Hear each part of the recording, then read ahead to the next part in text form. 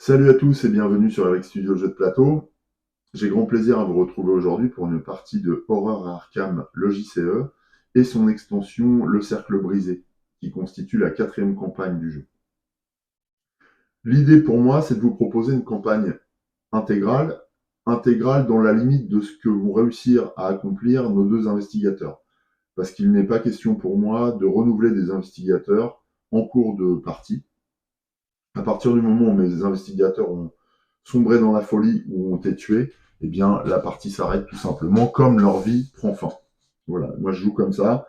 Je sais que les règles officielles prévoient qu'on puisse remplacer les investigateurs, mais ce n'est pas ma façon de jouer. J'aime autant reprendre à zéro avec de nouveaux investigateurs. C'est ce que je vais faire d'ailleurs, puisque je ne vous cache pas que j'ai déjà effectué 2 tentatives, mais ces 2 tentatives ont échoué au deuxième scénario. Voilà. Donc autant vous dire que je n'ai pas encore vu grand-chose de la campagne, si ce n'est qu'elle m'en mettait plein la vue et que je la trouve excessivement plus difficile que les campagnes précédentes, sachant que le point de comparaison en ce qui me concerne se borne à la campagne du jeu de base de la Nuit de la Zélatrice et la campagne de l'héritage de Dunwich que j'ai joué intégralement, j'ai été au bout. Je n'ai pas gagné, mais je suis allé au bout. Je suis allé jusqu'au dernier scénario et cette campagne était assez formidable. C'est ce qui m'a poussé à acquérir le Cercle Brisé, qui était à ce moment-là l'une des extensions disponibles dans son intégralité. Mais en fait, le temps que j'acquière tous les paquets chapitres, eh bien, la campagne n'était plus disponible intégralement, si bien qu'il a fallu que j'attende des années, en fait, avant de récupérer les 2 derniers chapitres qui me manquaient, chose que j'ai enfin réussi à faire il y a quelques mois.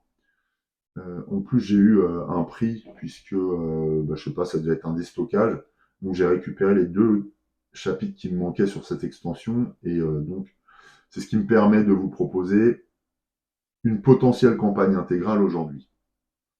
Il n'en reste pas moins que ce jeu, s'il comporte énormément de qualité, a un défaut majeur, c'est qu'il coûte extrêmement cher et qu'il n'est pas à portée de toutes les bourses, et que son deuxième défaut majeur, c'est que l'édition n'est pas très constante, c'est-à-dire que voilà, si on se retrouve à vouloir acquérir des paquets chapitres pour des extensions qu'on aurait entamées précédemment, c'est pas toujours facile de se les procurer.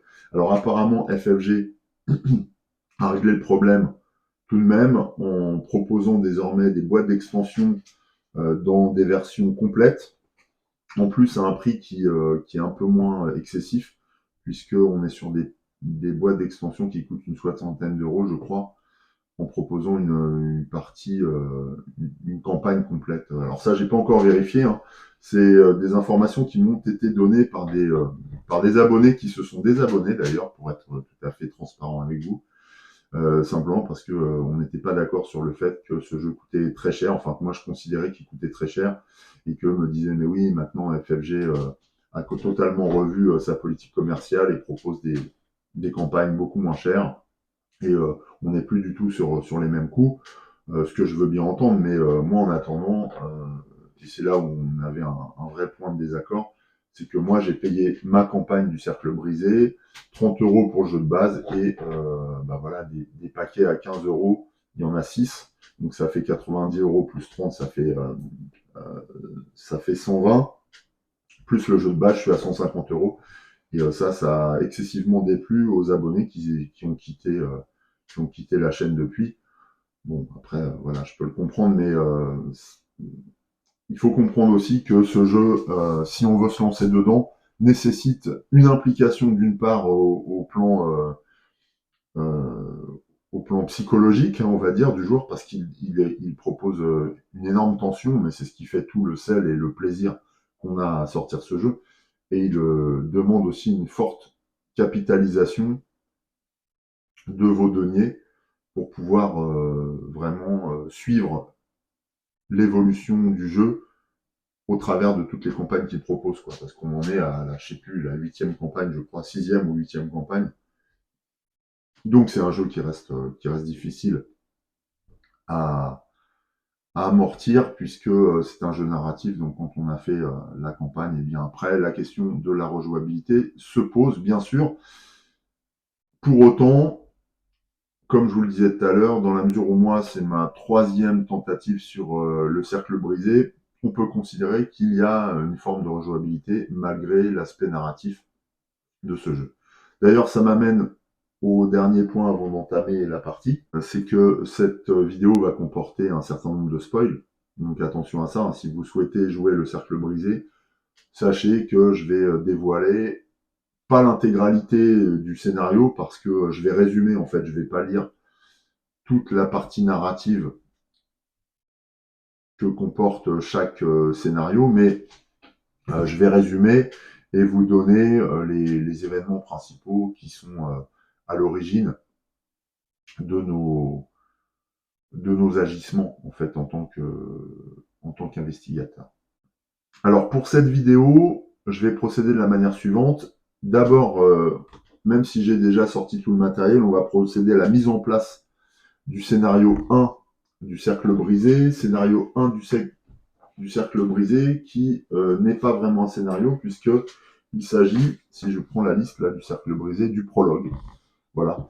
Et ce prologue est intéressant pour comprendre après la suite de l'aventure, donc on va le vivre. En plus, il a des spécificités puisqu'il met en scène non pas nos investigateurs directement, les investigateurs qu'on aura choisis pour l'aventure, mais des investigateurs donnés que nous allons pouvoir sélectionner parmi 4 investigateurs génériques qui procèdent d'une introduction à cette aventure. Donc c'est assez sympa puisque ça nous donne l'occasion de découvrir des personnages très différents de ce qu'on a envie de jouer d'ordinaire. Voilà, ce sont des personnages qui sont imposés et donc ça nous emmène aussi à jouer d'une autre manière avec des decks qu'on n'a pas construits puisque on verra que ces personnages ont des mini-decks à eux que nous allons utiliser pour le prologue.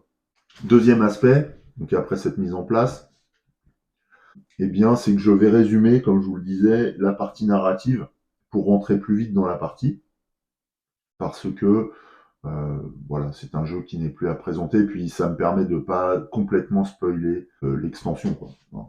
Ça permet à ceux qui voudraient le jouer de conserver quand même la dimension découverte de l'histoire, notamment dans son démarrage. Voilà, puisqu'après on va se retrouver dans le déroulement de la partie au sens propre. Troisième temps, on se lance directement dans la partie jusqu'à aller au bout du scénario, ce qui constituera un premier épisode. Et puis, on enchaînera les épisodes comme ça, au gré des scénarios que nous allons réussir à accomplir. Et puis, on ira aussi loin que possible avec nos 2 investigateurs. Allez, je mets en place. Allez, c'est parti. Donc, Horror Arkham, le jeu de cartes, guide de campagne, le cercle brisé. La mort n'est que le commencement. Les règles supplémentaires et clarifications, donc on a les emplacements de tarot désormais avec cette icône-là. Donc on a un emplacement de tarot par investigateur. On a le mode hanté pour les lieux, ça on verra de quoi il s'agit. C'est une capacité. Hein. On a le mode alerte qui est aussi une capacité pour les monstres.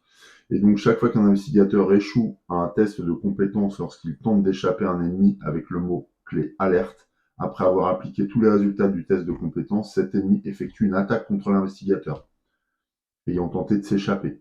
Donc c'est une espèce de riposte, mais appliquée à la tentative de fuite, tout simplement.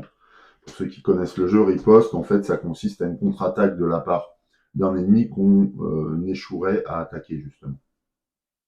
Et puis, donc c'est ce qui va nous intéresser là pour l'instant, les investigateurs du prologue. Donc il y a 4 investigateurs représentés ci-contre, Gabriela Misra, Jérôme Davids, Penny White et Valentino Rivas, qui sont donc dans le paquet, dans un des paquets de cartes proposés par l'extension, et qui vont nous servir dans ce début de campagne. Donc c'est ce qu'on va voir. Donc on va pas utiliser pour l'instant des investigateurs dont on aurait construit le deck. Hein, c'est quelque chose d'un peu spécifique à cette campagne. Les cartes histoire sont un nouveau type de carte. Ah oui, c'est vrai. On verra ça. Le deck intuition de Joe Diamonds, oui. Alors Joe Diamonds est un nouveau personnage. Donc c'est un aventurier qui fait évidemment penser à un personnage célèbre incarné par Harrison Ford. Voilà, que je vous laisse retrouver, parce que j'ai le nom qui me vient pas en fait, tout simplement. Voilà, et donc qui va avoir des mécaniques spécifiques aussi, mais on découvrira ça un petit peu plus tard, donc notamment un deck intuition. Enfin, l'icône de l'extension, voilà, c'est cette espèce de signe infini brisé. La mise en place de la campagne, alors nous on va jouer en mode standard, donc ce qui signifie que pour les jetons chaos, on est sur ce menu-là, donc on a un jeton plus 1, 2 0, 2 moins 1, 2 moins 2, 1 moins 3, moins 4, 2 têtes de mort, un échec automatique et un jeton réussite. Alors c'est pas réussite automatique hein, d'ailleurs, moi je croyais, mais en fait non. C'est, bon, je viens de m'en rendre compte là. C'est simplement quand on tire ce jeton, on active la capacité réussite de notre personnage, qui est très différent. Ensuite, eh bien, la mise en place, en fait, elle commence par une petite phase narrative.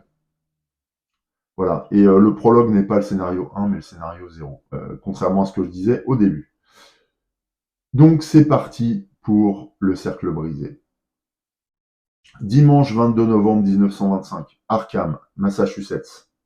Presque un mois s'est écoulé depuis la fête des morts, mais une atmosphère lugubre s'attarde sur la ville. Chaque matin, un épais brouillard envahit les rues. Les nuits s'allongent et, si vous interrogez les gens en ville, ils jureront qu'elles s'assombrissent également. Mais, malgré l'ambiance morose, les choses bougent dans la somnolente Arkham. L'élection de Nathaniel Rhodes au Sénat des États-Unis a rendu les honorables citoyens d'Arkham plus optimistes quant à l'avenir de la ville. Et ce soir, dans son superbe domaine de French Hill, un certain Joseph Major organise le gala de charité actuel de la Loge du Crépuscule d'Argent, un événement réservé aux membres et qui se révélera fatal pour plusieurs des participants. Voilà pour la petite introduction. C'est à ce moment-là qu'on doit choisir l'un des investigateurs. Alors chaque joueur doit choisir un investigateur. Nous, on va en choisir deux. Et donc ces investigateurs sont des investigateurs neutres contenus dans le premier paquet de cette extension. Voilà, il y en a 4 donc. Que voici. Donc on a Valentino Rivas, dont il était question dans l'introduction, mais je ne vais pas le jouer. Penny White, qui est la gouvernante, on ne va pas la jouer non plus. Nous, on va jouer Jérôme David et Gabriela Misra. Alors Gabriela Misra est la garde du corps, en fait, la responsable de la sécurité de chez Joseph Major. Et Jérôme David est le secrétaire particulier du maître des lieux. Les deux autres ne sont pas utilisés, ce qui permet d'ailleurs, si on rejoue la campagne, de pouvoir sélectionner ces deux personnages pour rejouer le prologue ou alors de combiner différemment ces investigateurs neutres, comme ils sont appelés. Voilà pour la sélection de nos premiers investigateurs du prologue. J'ai bien sûr les standees, enfin en tout cas les cartes personnages que je mets sur des petits socles pour former des standees. Voilà qui est fait. Ensuite, on n'a pas de deck à constituer, ne constituez pas de deck. En fait, effectivement, les decks sont préconçus pour les 4 personnages. Nous, dans la mesure où on a sélectionné Gabriela Misra, eh bien, on va utiliser les cartes réservées à son usage, à savoir, en début de partie, Gabriela dispose de entraînement physique en jeu. Je vais essayer de mettre en valeur les cartes. Voilà. Et 45 automatiques en jeu également. Mais attention, 45 automatique n'a que 2 munitions sur lui. De plus, eh bien, elle a une main de cartes de 1, 2, 3, 4, 5, 6, 7 cartes, qui va former sa main de cartes et l'unique paquet, l'unique ressource dont elle dispose pour tout le prologue. On n'aura pas d'autres decks en fait, on a une main de cartes et c'est tout. Ensuite, pour Jérôme David, alors c'est un petit peu pareil, sauf que on a, alors j'ai des reflets, ça c'est très embêtant. On a une particularité, c'est que celui-ci n'a pas de carte en jeu, mais il a une main de 10 cartes. Voilà, donc là, c'est très très spécifique puisque normalement, on a une main autorisée d'une dimension de 8 cartes maximum. Lui, il a 10 cartes en main. Donc on va pouvoir choisir parmi ces 10 cartes, dans les deux cas, soit pour Gabriella ou Jérôme, eh bien, la liste des cartes est donnée par le scénario. Je ne vais pas revenir là-dessus, on les découvrira au fur et à mesure. On continue. À partir du moment où on a sélectionné nos aventuriers, eh bien, dans le carnet de campagne, on va barrer, alors moi je l'ai déjà fait, puisque j'ai déjà joué et je vais rejouer avec les mêmes investigateurs neutres, on barre les investigateurs qu'on n'utilise pas sur le carnet de campagne. Donc là, on a barré Pennywhite et on a barré Valentino Rivas. Enfin, on va utiliser le document proposé par le jeu directement. C'est pas un problème parce que c'est du papier glacé, donc c'est facile à effacer. Là, j'ai effacé, il n'y a aucune trace, c'est nickel. Voilà pour ce qui concerne la mise en place de nos personnages. Ensuite, la partie démarre puisqu'on va lire l'introduction. Alors, je vais résumer, parce que l'introduction est assez longue. Et en l'occurrence, j'aimerais qu'on puisse nous lancer rapidement dans la partie. Alors, l'introduction nous apprend que Joseph Medjir accueille les membres de la loge du Crépuscule d'Argent à sa réception en ouvrant l'événement par un discours. Parallèlement à ce discours, il s'adresse à son secrétaire Jérôme Davids en lui demandant, en s'enquérant de la venue d'un personnage qui apparaît comme l'invité d'honneur, puisqu'il demande à ce que il demande si Monsieur Sandford est arrivé. Voilà, Jérôme répond que non, il n'est pas encore arrivé. Et à ce moment-là, Joseph Major dit qu'il n'est pas question de lancer quoi que ce soit au niveau de la réception, à part servir du champagne aux invités, tant que ce personnage n'est pas arrivé.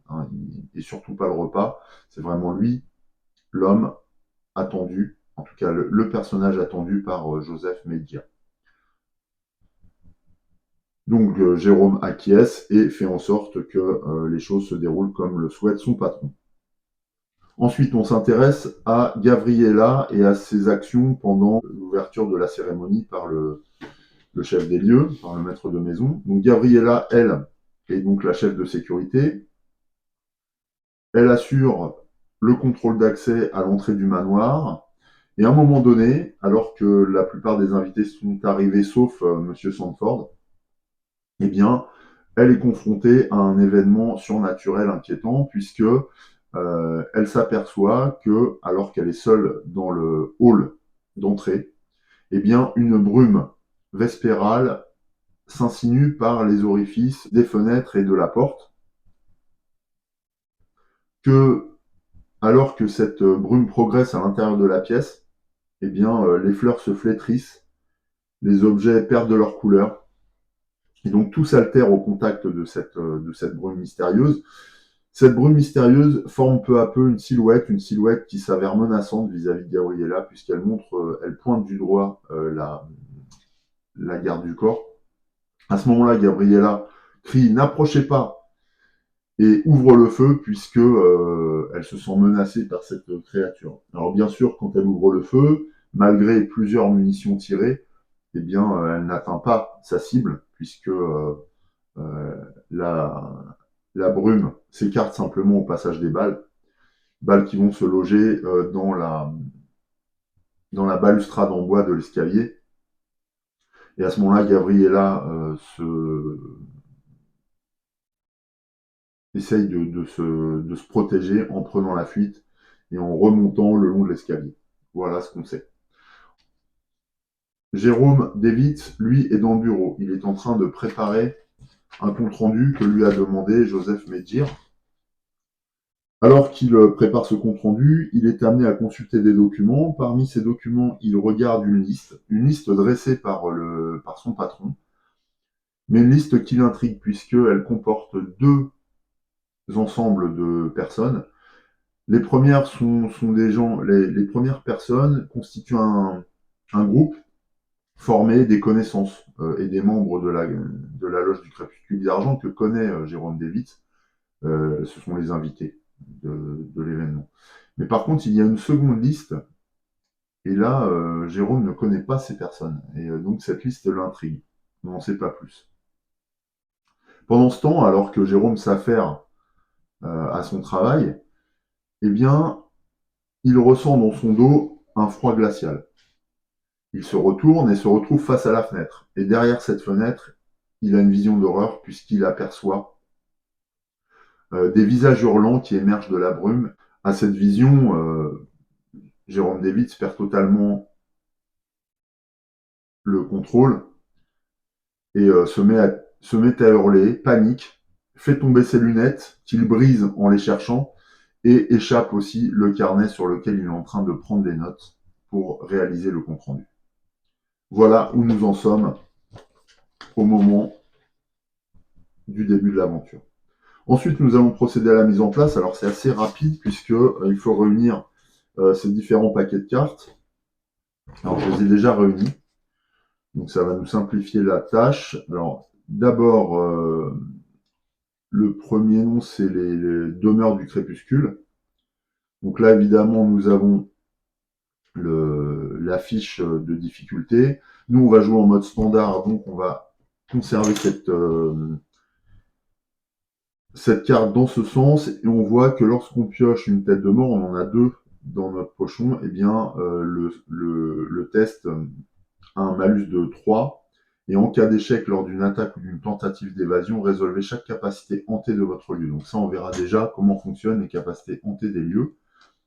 Voilà en ce qui concerne les règles particulières de ce scénario. Ensuite, on va mettre l'intrigue et l'acte en place.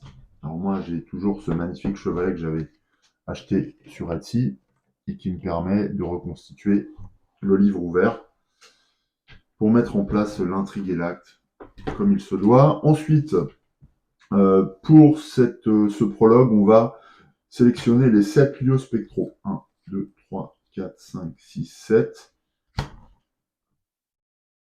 Les autres lieux ne seront pas, les autres cartes ne seront pas utilisées. Les autres cartes du paquet des portes de la mort ne seront pas utilisées. Voilà, donc on les range, on les met de côté, on ne va pas du tout les utiliser maintenant. Ensuite, on va sélectionner les paquets nécessaires. Alors, il y a des paquets contenus dans l'extension et puis il y a des paquets du jeu de base. On nous dit que parmi ces cartes, on doit prendre donc les 7 lieux spectraux, on l'a dit, on doit les mettre en place. Alors, les 7 lieux spectraux vont reprendre une disposition donnée un petit peu par l'introduction, enfin partiellement, et de toute façon qui est précisée voilà, dans le scénario. Donc on les met en place de la manière suivante. Les couloirs victoriens sont au centre, le bureau est au nord, le hall d'entrée est au sud, et puis on a la salle de billard et la salle des trophées à gauche,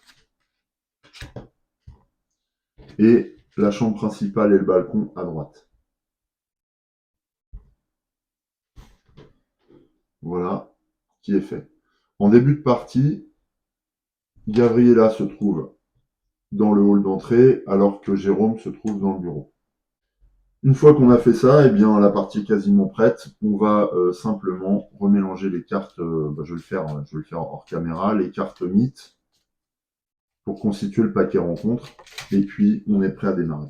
Enfin, il y a un petit paragraphe là qui est intéressant, qui s'appelle Aucune issue. Je vais vous le lire quand même parce qu'il est marrant. Il n'y a aucune conclusion positive à ce scénario. Les investigateurs doivent tenter de survivre le plus longtemps possible et rassembler autant d'indices qu'ils le peuvent avant leur inévitable trépas. C'est engageant. Notez bien que même si des cartes peuvent être ajoutées à la pile de victoire lors de ce scénario, les points de victoire et d'expérience ne seront pas comptabilisés, en plus.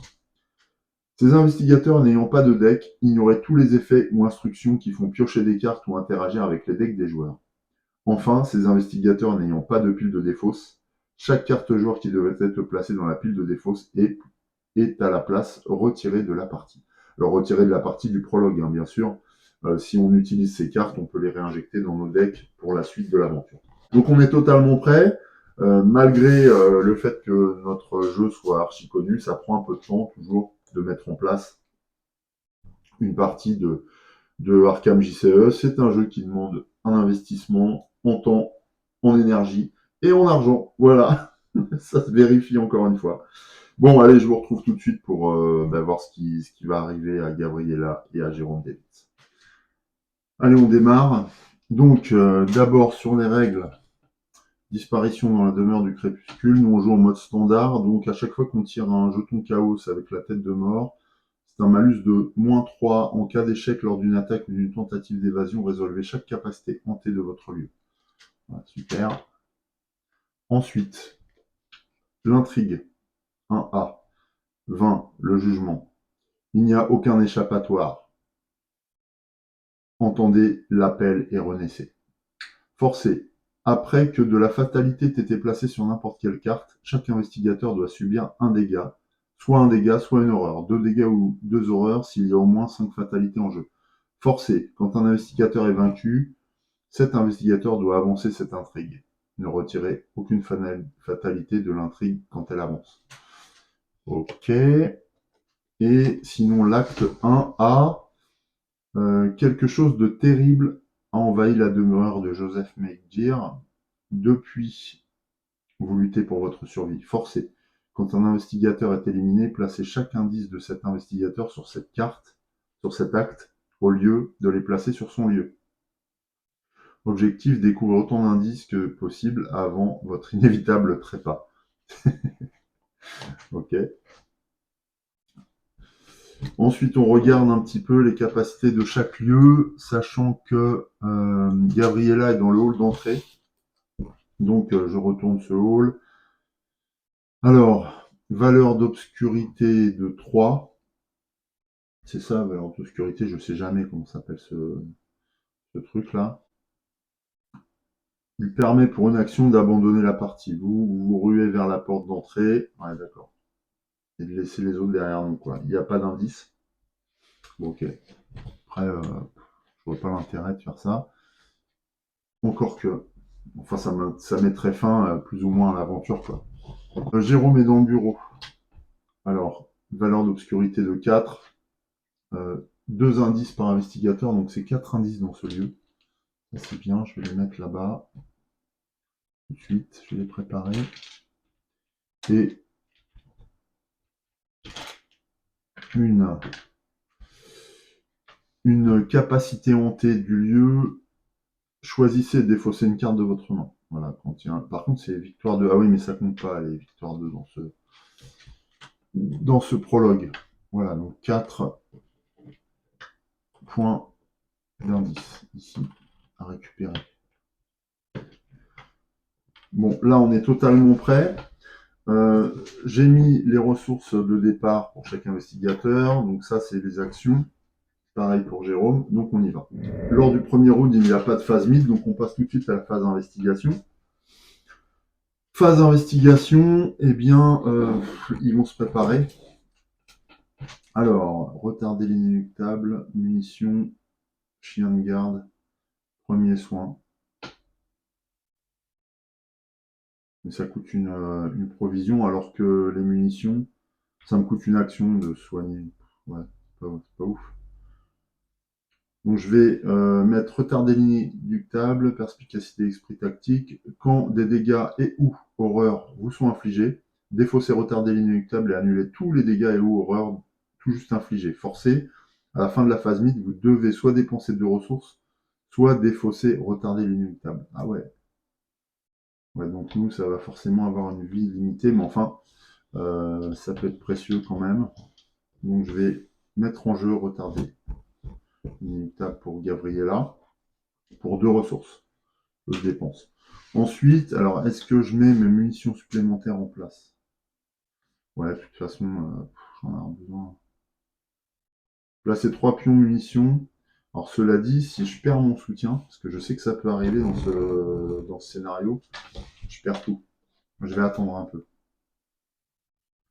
Ouais. Ouais, je vais attendre un peu. Donc, ce qu'elle va faire, alors ça, c'était sa première action. Elle l'a joué, voilà. Deuxième action, elle va se déplacer. Enlever ça. elle va se déplacer, parce qu'il n'y a pas d'indice là, elle va passer dans les couloirs victoriens. Alors attention, la capacité hantée, là, c'est de perdre une action.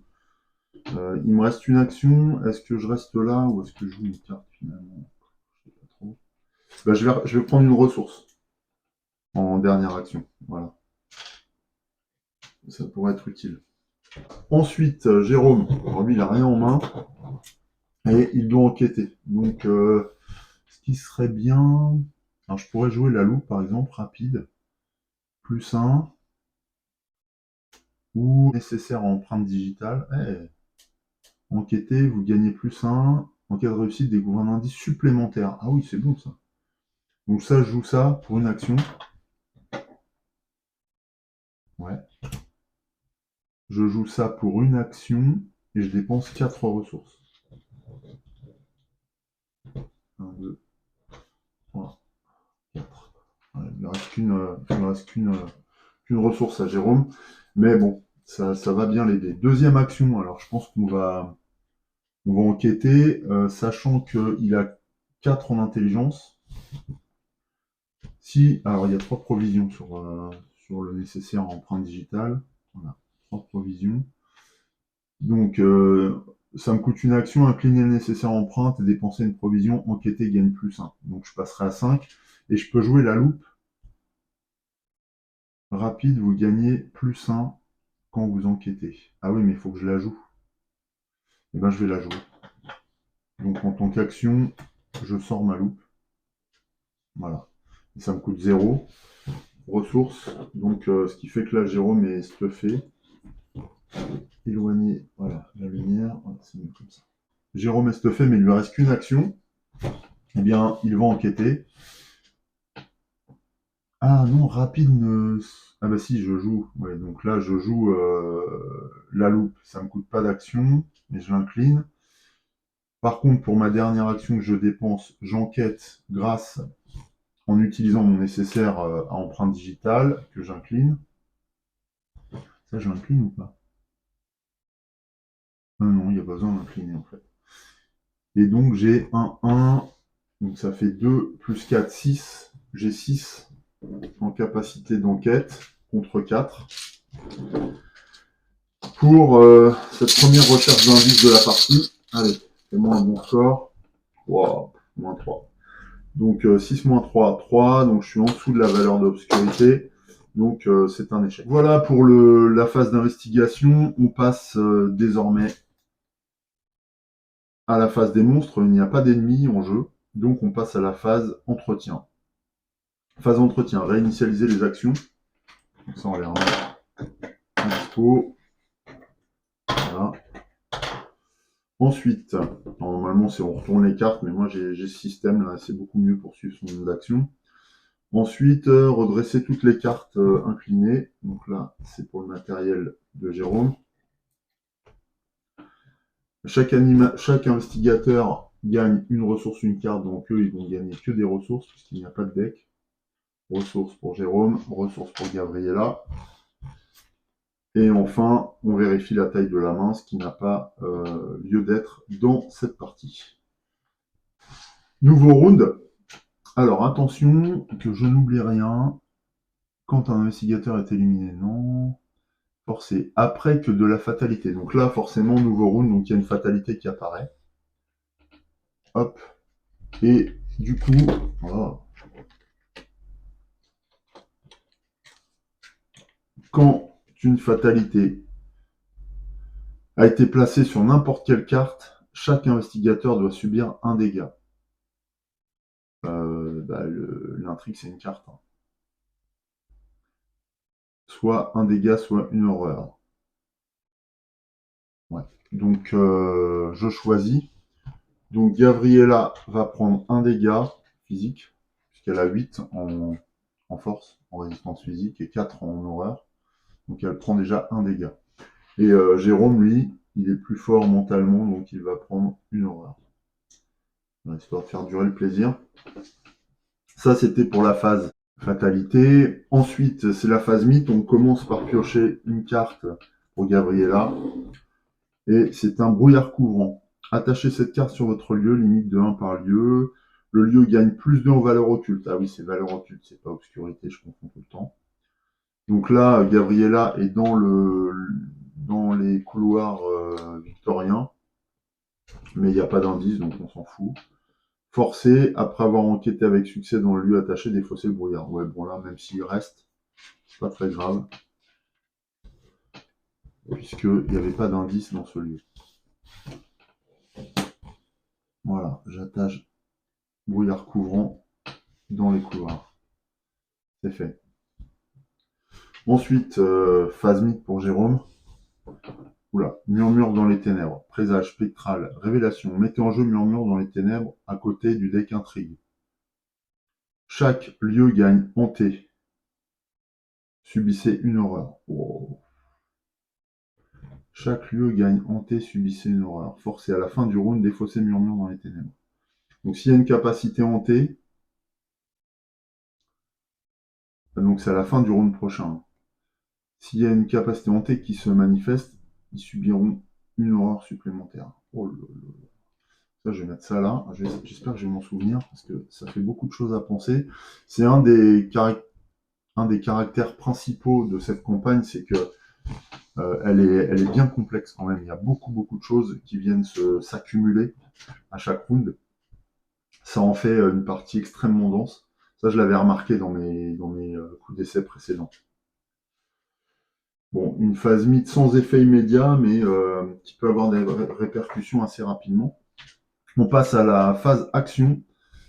Gabriella va se déplacer. Elle va aller dans la salle des trophées, je pense.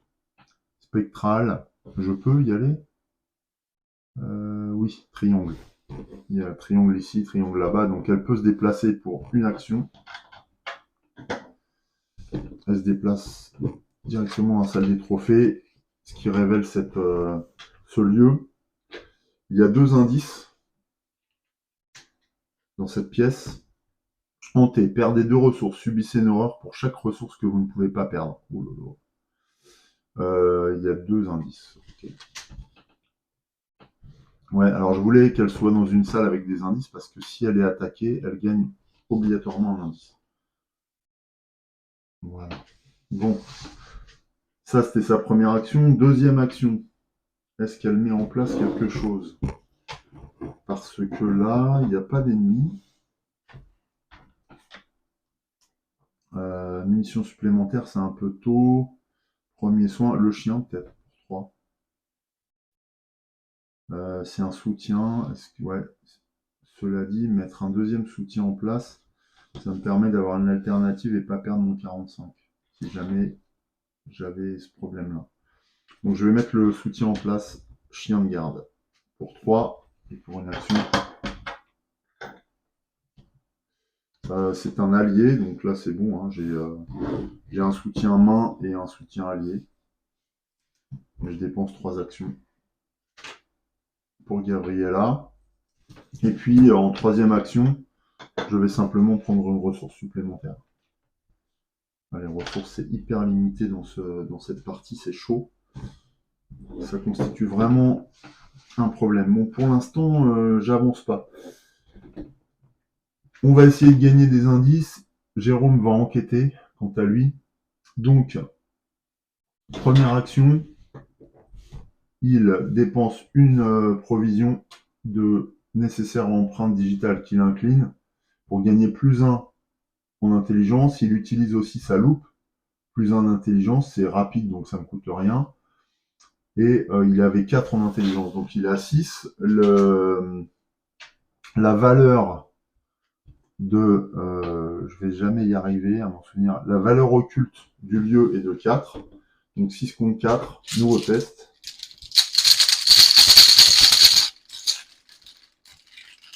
Alors, -2. Donc 6 moins 2, 4, on est bon. Jérôme gagne un indice. Bien. Je mets là. C'est tout. Non. Ah, par contre, quand un investigateur dans votre lieu. Ah bah non, il n'était pas dans son lieu avec Gabriel. Ok, donc ça c'était sa première action. Deuxième action, il va enquêter de nouveau. Par contre, elle ne peut pas utiliser son nécessaire à empreinte digitale une nouvelle fois. Elle a incliné. Par contre, il peut utiliser la loupe. Est-ce que j'aurai quelque chose? Ah, ou alors... Non, non. Je vais dépenser 2 ressources. C'est pour utiliser, suivre son intuition. C'est rapide, donc j'utilise pas d'action. Par contre, je dois dépenser 2. Je les ai, les 2. Et pour gagner un indice dans mon lieu. Donc comme ça, je chante le test, mais je gagne un indice. Très bien, deuxième indice. Combien j'ai de cartes en main? 1, 2, 3, 4, 5, 6, 7. Je n'ai pas dépensé d'action. Deuxième action du coup. Je vais enquêter encore, mais en utilisant curiosité. Tant que vous avez au moins 4 cartes en main, curiosité gagne 1 en volonté, 1 en intelligence. Tant que vous avez au moins 7 cartes en main, curiosité gagne 2 points en volonté, 2 points d'intelligence. Donc là, je suis dans la catégorie 2, puisque j'ai 7 cartes en main. Donc curiosité gagne 2 en intelligence, donc j'ai encore un test à 6 contre 4 en valeur occulte pour essayer de remporter un nouvel indice. Allez, fais-moi un beau truc. Plus 1, yes. Je suis à 7, donc on réussit. Jérôme réussit une nouvelle fois à enquêter. Troisième indice. Curiosité est sortie de la partie. Il me reste une action. Alors, soit j'enquête, sachant que j'ai curiosité, mais cette fois qui ne gagnera que 1 en intelligence. Sachant que j'ai toujours ma loupe. Hein. Ouais, bah je vais faire ça. Curiosité. Je rejoue curiosité. Allez hop, comme ça il pourra se déplacer. Dernière action. Donc là, je gagne plus 1 et plus 1 avec la loupe. Et s'il n'y a pas d'indice dans votre lieu, renvoyez la loupe dans votre main. D'accord, ok. Oui, j'arrête de chercher forcément. Donc là, j'ai 6 contre 4 de nouveau. «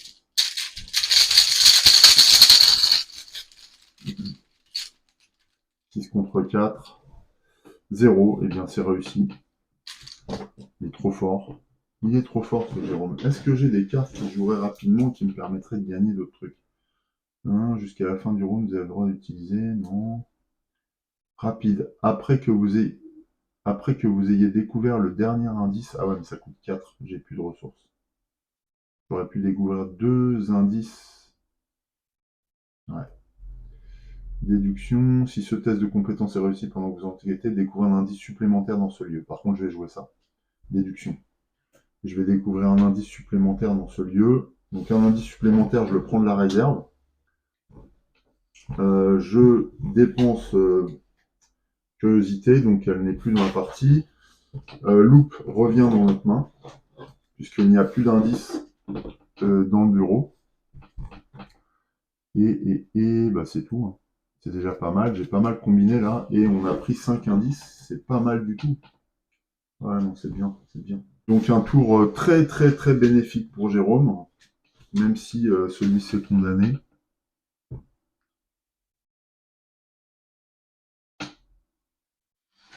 On n'a pas déclenché d'effet hanté, donc ça c'est plutôt pas mal. Et le tour d'investigation est terminé. Attaque des monstres. Il n'y a pas de monstres nulle part. Donc on est tranquille. Ensuite, phase entretien. Alors on redresse les cartes et on réactive les actions. On gagne une ressource. Pareil pour Gabriella. Il gagne une ressource aussi. Et on vérifie la taille de nos mains, mais ça, il n'y a pas de... Enfin, ça n'a pas de raison d'être dans ce scénario. On est bon. Nouveau round. Une fatalité fait son apparition sur l'intrigue. Résultat, Gabriella subit une blessure. Jérôme, une horreur.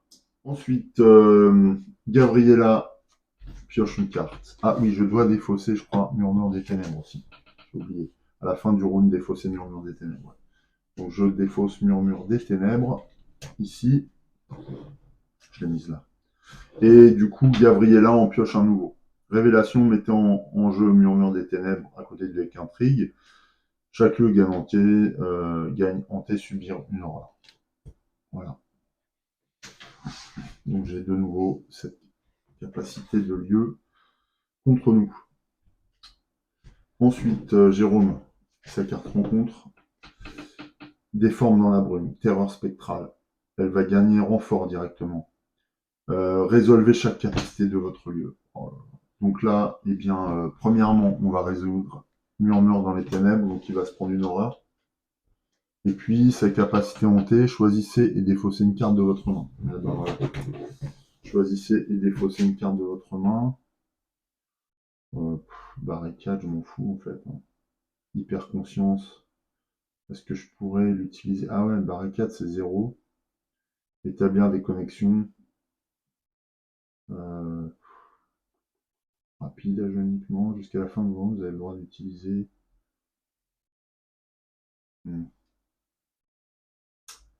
Ouais, bon, dans tous les cas, je perds quelque chose. Je vais virer barricade. Ah, quoique, ça pourrait retarder. Ah là là. C'est difficile. Hein. Bon, je vais dépenser hyper conscience parce que j'ai déjà une bonne capacité d'enquête. La loupe, elle coûte combien? Ouais, c'est 0. Ouais, ça me coûterait 2, donc je préfère jouer la loupe.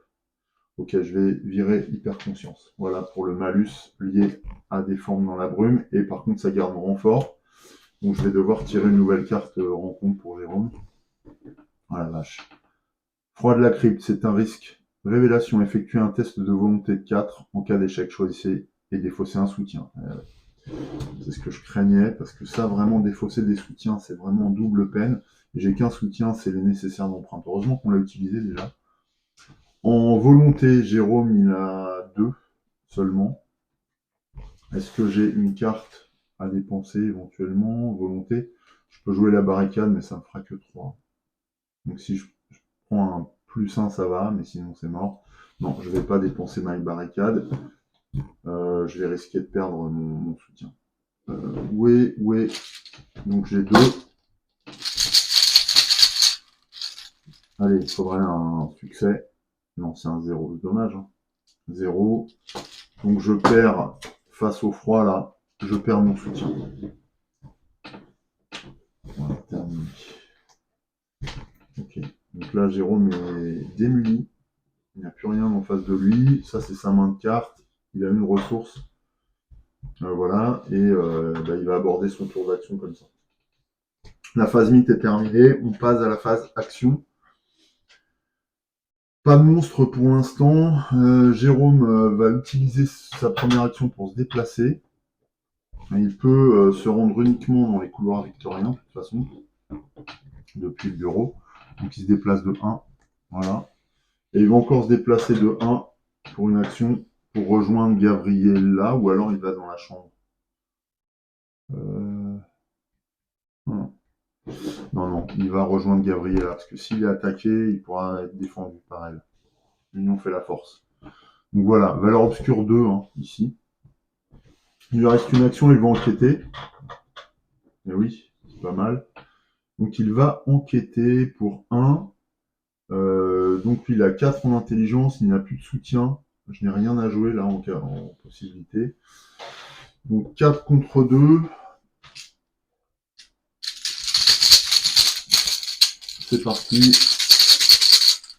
Allez, on essaie. 4 contre 2. Oh, c'est un beau succès. Ouais, c'est un beau succès ça. Bravo. Donc 4 contre 2. Le succès permet à Jérôme de gagner +1, donc ça fait 5 contre 2, donc c'est réussi. Et en plus, il découvre un indice dans mon lieu. Donc ce qui fait qu'il prend 2 indices en fait, puisque c'est une capacité augmentée. Il vide directement les lieux du nombre d'indices. Oh, c'est top. Ah, j'ai de la chance sur le tirage des jetons chaos. Ça compense le reste. Voilà pour l'action de Jérôme. C'est fini pour lui.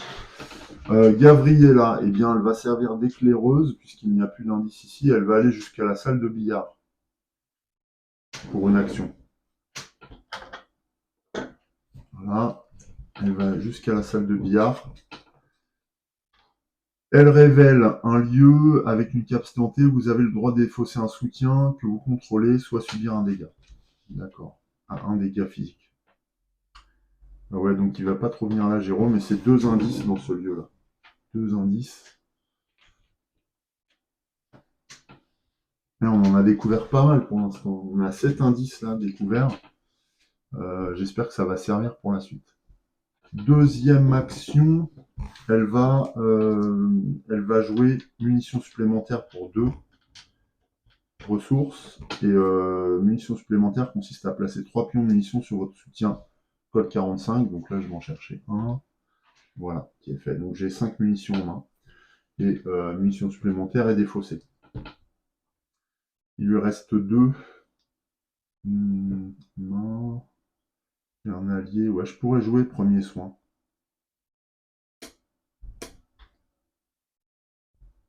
Non, je vais prendre une ressource. Je vais pas jouer premier soin, on n'est pas. Ah si, cela dit, on est blessé. Ouais, bah tant pis. Je jouerai premier soin la prochaine fois.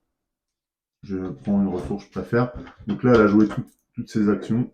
Elle s'est déplacée, elle a joué une carte et elle a joué et elle a récupéré une action. Voilà, c'est fait. C'est la fin du tour d'investigation. On passe à la phase des monstres, il n'y en a toujours pas. Donc phase entretien, on redresse les cartes, il n'y a rien à redresser du tout. Par contre, je réactive les actions et chaque investigateur prend une ressource, comme toujours. Et voilà. Taille de main, on s'en moque. Ouf, on est sur un déroulement tendu, bien sûr, mais quand même bénéfique, je trouve. J'avais beaucoup plus souffert dans les 2 premières parties, hein, vraiment beaucoup plus.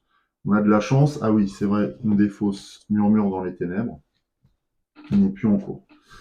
On passe à un nouveau round. Donc, qui dit nouveau round dit fatalité. Qui dit fatalité dit une blessure pour Gabriella. Donc, c'est sa 3e.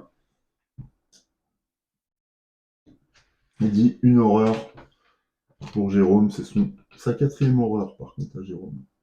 Ah oui. Il en a 8, attention. Il faudrait que je puisse soigner, mais j'ai pas moyen. Hein.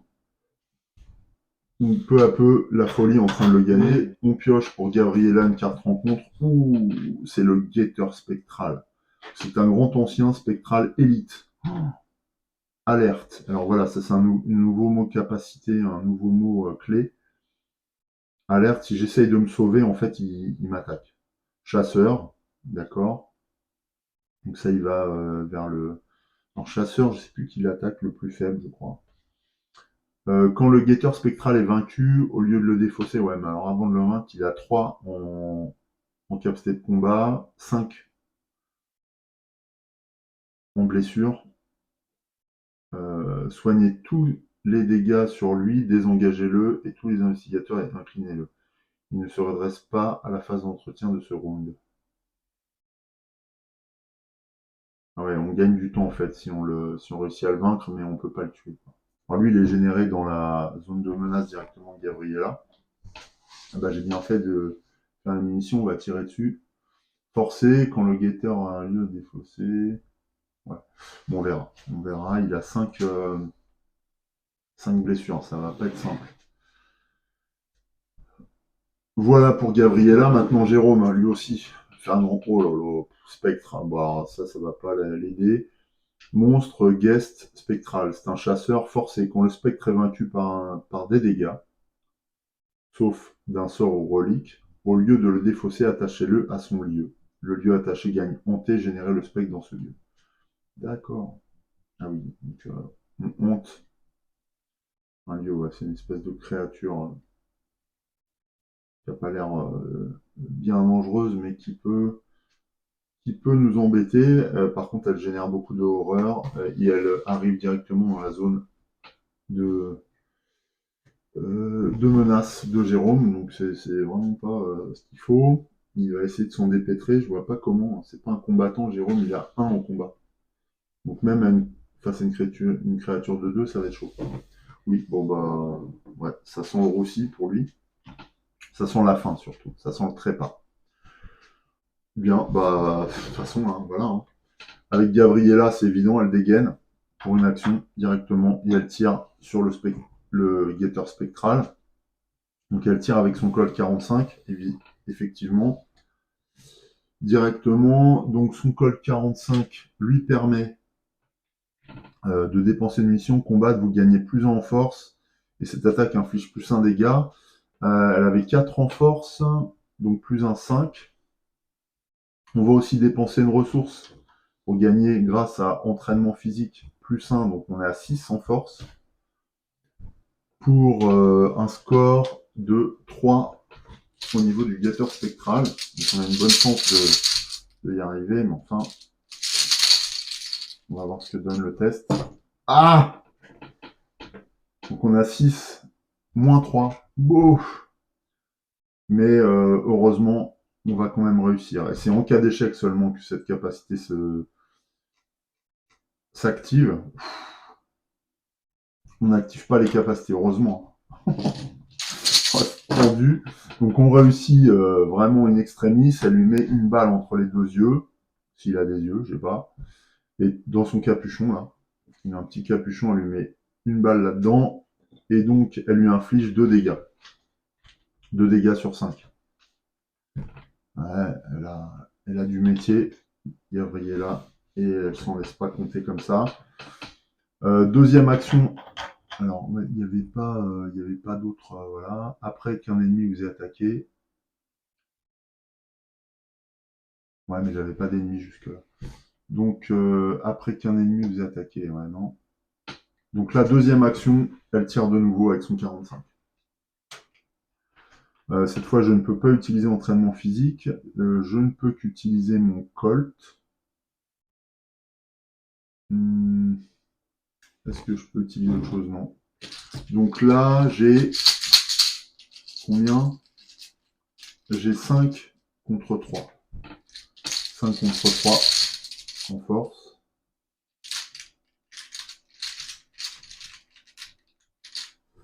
Ah! Échec.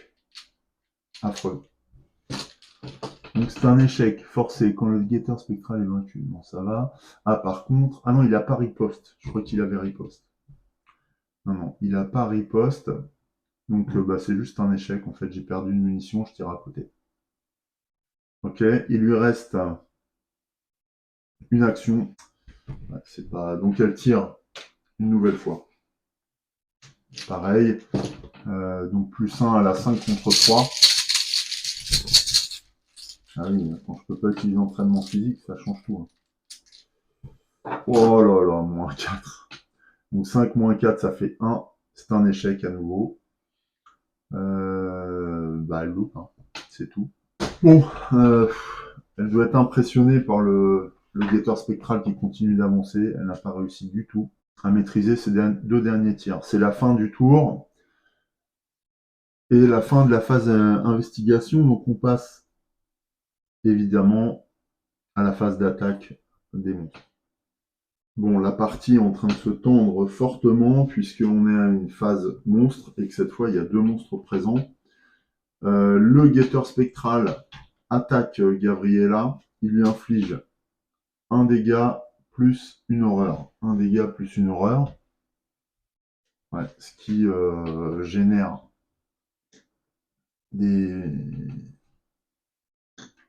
ouais, des dégâts bien sérieux à Gabriella. Je vais juste retirer les dégâts du guetteur spectral. Je vais lui mettre des petits cubes rouges pour pas confondre. Voilà, ce sera mieux. Ça, il n'y a pas d'amalgame entre les dégâts de Gabriella et du guetteur. Comme elle a subi un dégât, eh bien, selon l'intrigue, forcée à chaque fois qu'une fatalité... Ah non. Non, je croyais qu'il se prenait un dégât. Mais... Non, non, donc ça c'est bon. Par contre, après qu'un ennemi vous ait attaqué, même si cette attaque a été annulée, découvrez un indice dans votre lieu. Alors ça c'est bien. Gabriella, dans le combat, remarque quelque chose. Non, Gabriella. Donc elle gagne un indice. Ouais, donc bon, après là, voilà, faut l'accepter. Ça va me permettre de gagner les 2 indices qui sont présents dans la salle de billard. toute façon, Gabriella et Jérôme sont condamnés, on le sait. Ah, par contre, non, je peux annuler. Retarder l'inéluctable rapide à jouer uniquement lors de votre tour. Attachez cette carte à un investigateur quand les dégâts, donc c'est un capacité de réaction, quand les dégâts ou horreurs vous sont infligés, défaussés, retardés. Ah oui, donc non, je prends pas. Par contre, la capacité de Gabriella se déclenche même si les dégâts sont annulés. Je joue retarder l'inéluctable. Donc ça va me permettre de tenir encore un peu. Ouais, j'avais oublié ça. Voilà. Toujours est-il qu'on passe maintenant à l'attaque du spectre vis-à-vis de Jérôme. Et là, ça va pas être la même chose. Donc le spectre attaque Jérôme, qui a déjà 5 dégâts. Il lui inflige 2 horreurs supplémentaires, donc il est déjà à 6. Mince. 6, voilà. Alors ouais, quand un bestiau a attaqué, on incline. Donc Jérôme est vraiment aux portes de la démence. Bon, voilà, c'est la fin des attaques. Je regarde s'il y avait autre chose. Quand une attaque ennemie inflige des dégâts au chien, non, c'est pas le cas. Bien. Fin de la phase mid, du coup, on passe à la phase entretien. Donc on redresse les cartes inclinées, y compris bien sûr les monstres. Et chaque investigateur gagne une ressource. Voilà. On réinitialise les actions. Et c'est bon. On est bien. Enfin, on est bien. C'est vite dit. On n'est pas dans la situation de Gabriella et Jérôme, parce que par contre, ils sont pas bien du tout. C'est un nouveau round, forcément, qui va commencer par une étape de fatalité. Une nouvelle fatalité apparaît. Et donc, c'est une blessure physique pour Gabriella. Non, c'est pas un ennemi qui attaque, donc voilà. Et une nouvelle horreur pour Jérôme qui est arrivé à cette horreur. Donc là encore un, et ils sont dans la démence totale. Ensuite, Gabriella pioche une carte rencontre. Une carte traîtrise. On n'est pas dans le même lieu, donc la capacité de Jérôme ne s'applique pas. C'est un présage spectral avec le mot-clé péril, c'est-à-dire que en multijoueur, en fait, péril nécessite qu'un personnage prenne une décision sans le recours à une discussion avec les autres joueurs. C'est ça le mot-clé péril. Révélation. Vous devez décider, choisir une option. S'il n'y a pas d'autre exemplaire du destin des sceaux en jeu, mettez en jeu le destin des sceaux dans votre zone de menace. Là, c'est ce qui va se passer. Hein. Il n'y a pas d'autre destin des sceaux en jeu. Donc, Gabriella met ça dans sa zone de menace, tout simplement. Voilà.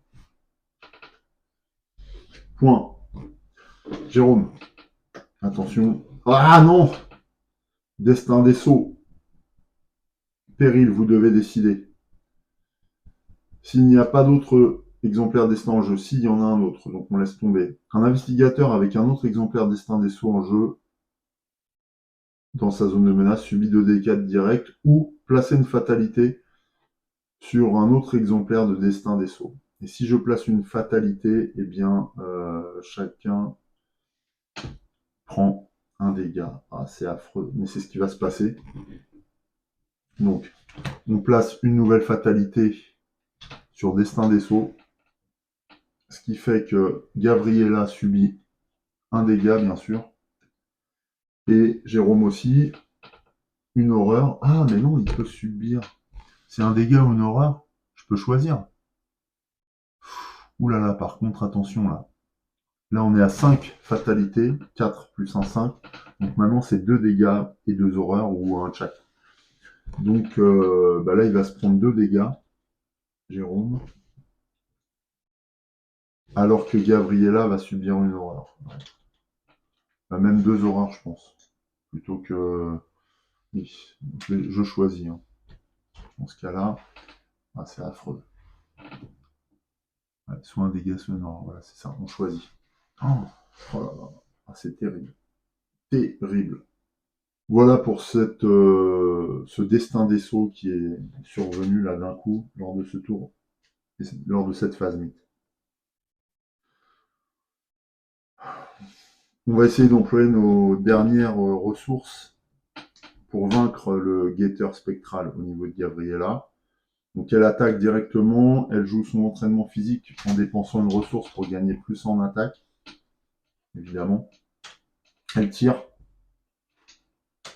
donc encore plus en attaque. Et donc ce qui fait qu'elle a 6 en combat contre 3. 6 en combat contre 3. Allez. Oh punaise, moins 4. C'est un échec. Donc elle loupe. Elle va de nouveau tirer. Donc elle a 5 contre 3. C'était sa dernière munition.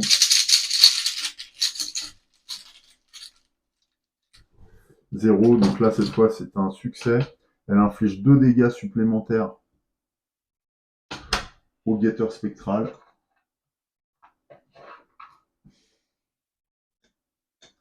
Mais par contre, elle n'a plus son colt automatique. Alors, elle a effectué 2 actions. Je vais les mettre où? Je vais les mettre là. Elle a effectué 2 actions. Voilà. Bah, sinon, je les pose sur les cartes. Je défausse colt 45, ça sort de la partie. Et je range le jeton. Il lui reste une action. Pour une action, elle va jouer premier soin pour 2 ressources. Et donc, elle pose 3 provisions dessus. Pour essayer de se soigner un peu. Elle peut soigner que des... Ah non, elle peut soigner un dégât ou une horreur avec premier soin. Et je peux soigner un dégât noir sur un investigateur de mon lieu. Bon, cela dit, on est tous les deux aussi mal. Donc, voilà. Ça, c'était la dernière action. C'est la fin du tour de Gabriella. Elle n'a pas réussi à tuer le guetteur spectral, mais on va voir que grâce au chien, on devrait pouvoir le liquider quand même. Avoir cette satisfaction-là. C'est au tour de Jérôme. Qu'est-ce qu'il peut faire, Jérôme? Pouvoir de l'esprit rapide uniquement lors de votre tour. Alors j'ai 3 ressources. Jusqu'à la fin du round, vous avez le droit d'utiliser ça à la place. Ah, je peux utiliser mon intelligence pour combattre. Oh, c'est bon ça. Donc je vais jouer pour une action. Ah non, c'est rapide, ça ne me coûte pas d'action. Donc je dépense une ressource pour jouer le pouvoir de l'esprit. Jusqu'à la fin du round, vous avez le droit d'utiliser votre intelligence à la place de votre force et de votre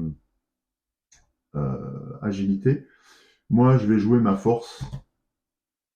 Donc c'est 4 en intelligence et je vais essayer de battre le spectre, du coup.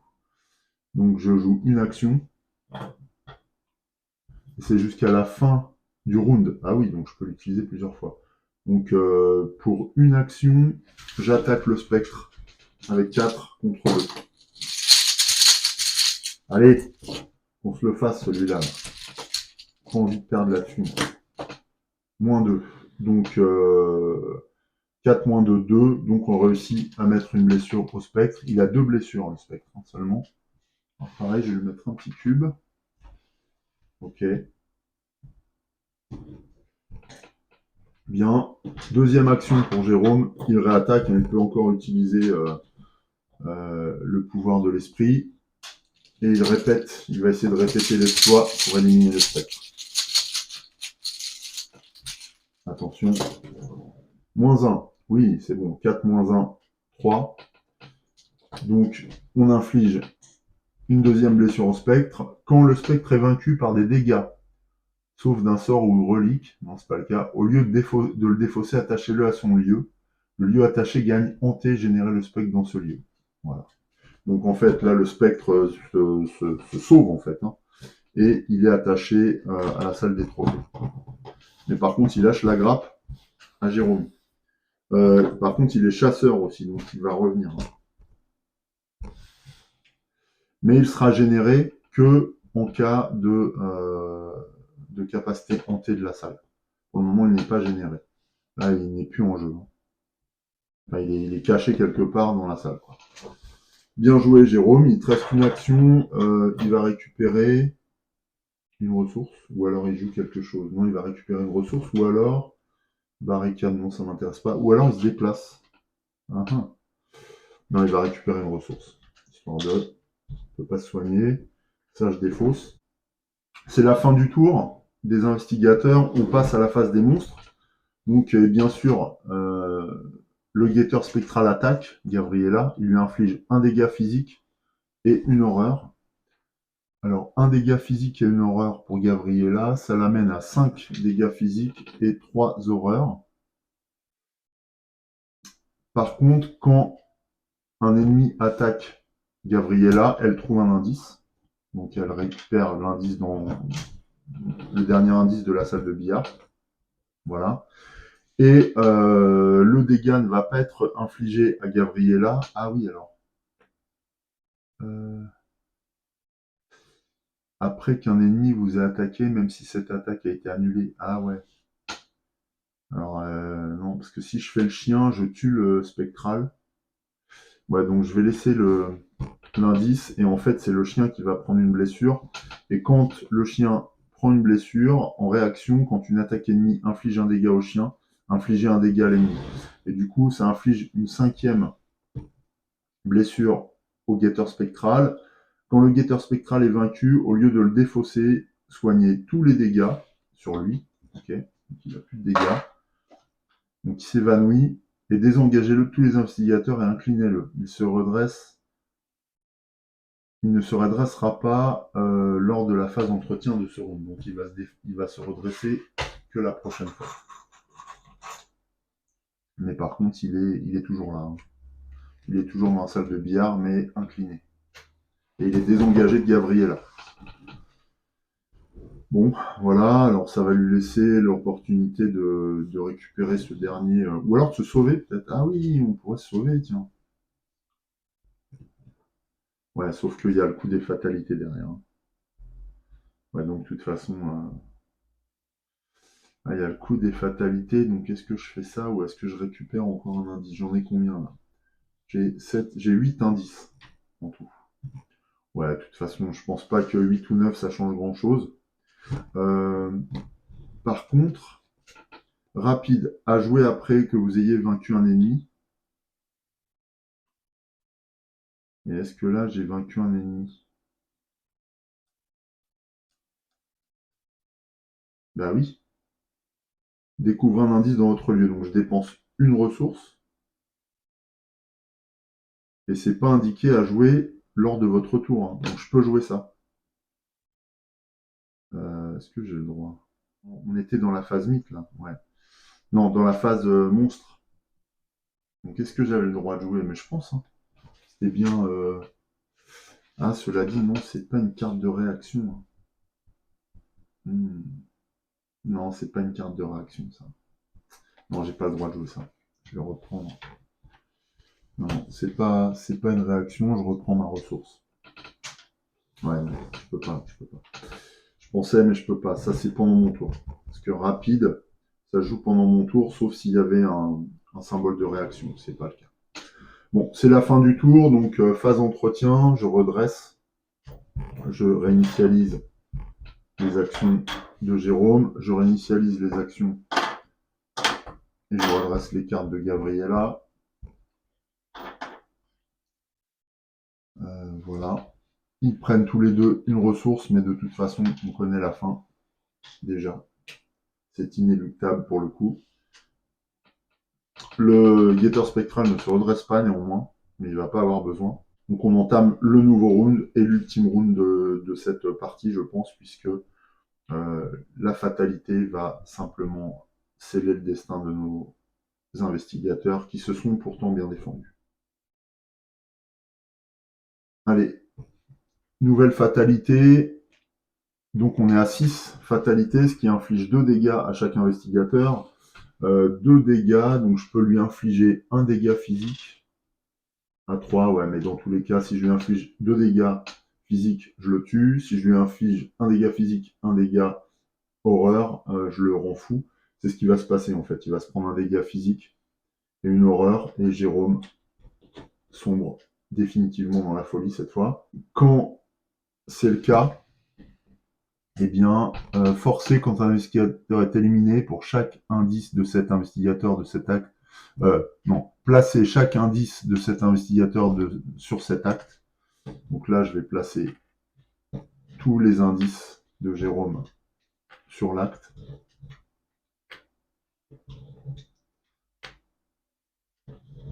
Donc il en a 7. Au lieu de les défausser. De plus, au niveau de l'intrigue, forcer, après que de fatalité ait été placée sur n'importe quelle carte, c'est fait, forcer. Quand un investigateur est vaincu, cet investigateur doit avancer cette intrigue. Ne retirer aucune fatalité de l'intrigue avant qu'elle avance. Donc là, eh bien, on regarde ce qui se passe. Dans la section personnes disparues du carnet de campagne, aux côtés du profil de votre personnage, inscrivez le destin de votre personnage. Donc là, je vais là-dedans. Okay. Si vous avez été vaincu par une attaque effectuée par le guetteur spectral, non. Si vous avez été vaincu par une attaque effectuée par un ennemi monstre, non. S'il y avait au moins 7 fatalités en jeu, 5 et un 6, non. Si vous avez été vaincu par n'importe quel autre effet, indiquez que le nom du personnage a été aspiré dans le monde spectral. Ouais, ça c'est le cas. Donc, on a été vaincu, mais il n'y a pas cette fatalité, il y en a 6. Donc, Jérôme a été aspiré dans le monde spectral. Aspiré. On note.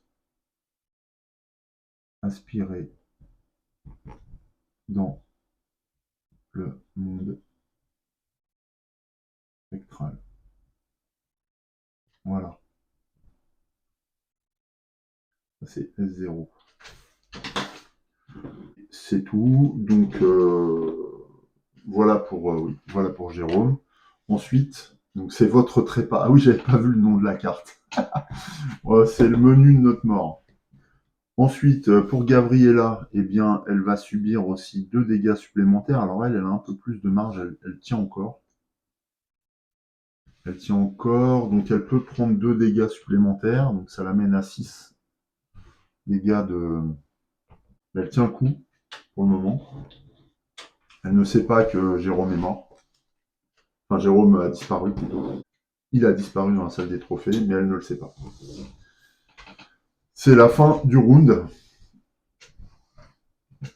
Non, n'importe quoi. C'est la fin de la phase fatalité. Jérôme n'est plus en jeu, donc il n'y aura pas de rencontre à ce moment-là. Mais par contre, Gabriella, elle, pioche une carte rencontre encore. Et elle tire une terreur dans la nuit. Révélation, effectue un test de volonté 4. En cas d'échec, mettez en jeu terreur dans la nuit à côté du deck intrigue. En cas d'échec avec une différence de 3 ou plus, terreur dans la nuit gagne renfort. S'il y a 3 exemplaires terreur dans la nuit près du deck intrigue, défaussez les et chaque investigateur subit 3 horreurs. D'accord. Donc un test de volonté 4. En volonté, elle a 3. Je peux utiliser entraînement physique pour une ressource, donc 4. Ouais, bah, je vais le faire. Hop. Oh, quoique. Non, je vais pas le faire. Je vais garder mes ressources. Tant pis. Je vais jouer comme ça et au pire, j'aurai terreur dans la nuit qui va rester en jeu. On y va.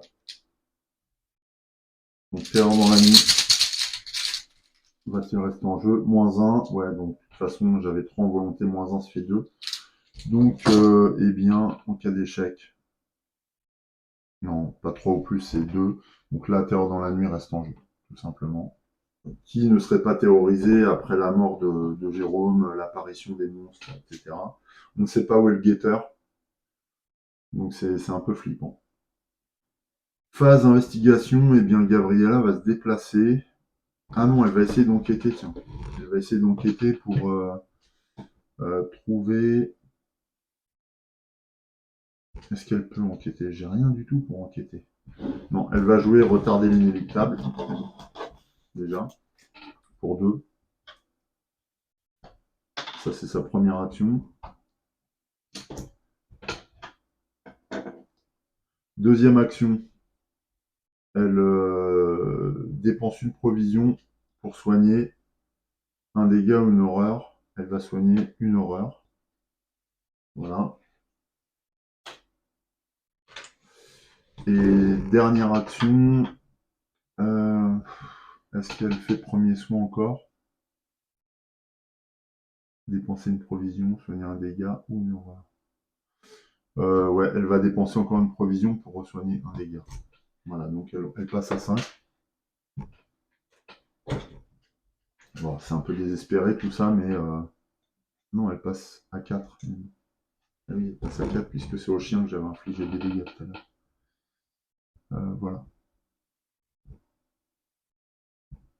Qu'est-ce que j'ai fait là?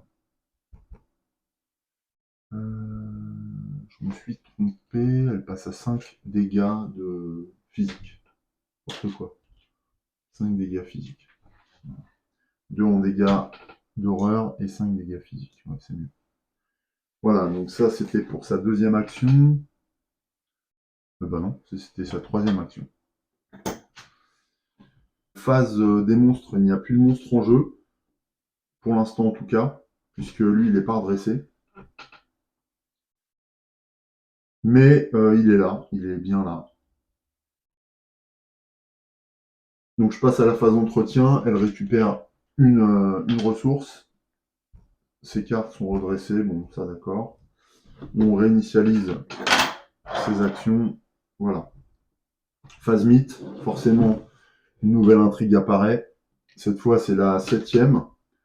Une nouvelle intrigue apparaît, infligeant ainsi 2 dégâts.